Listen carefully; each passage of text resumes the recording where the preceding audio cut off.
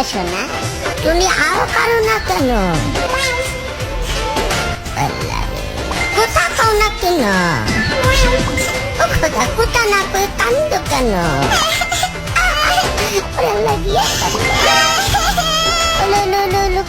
কান্দো না, কি হয়েছে শোনা?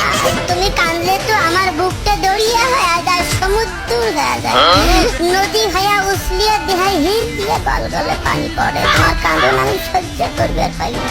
তুমি কেন কান্দতে আসেন সেটি আমাকে একটু ক্লিয়ার করেন শোনা মাইনা। খোদা, কেন কান্দ? মলকেশ কি তোমাকে কোনো প্রস্তাব দিচ্ছে? ও খোদা, ওরা এক এক পর কি তোমার গাইল পাচ্ছে?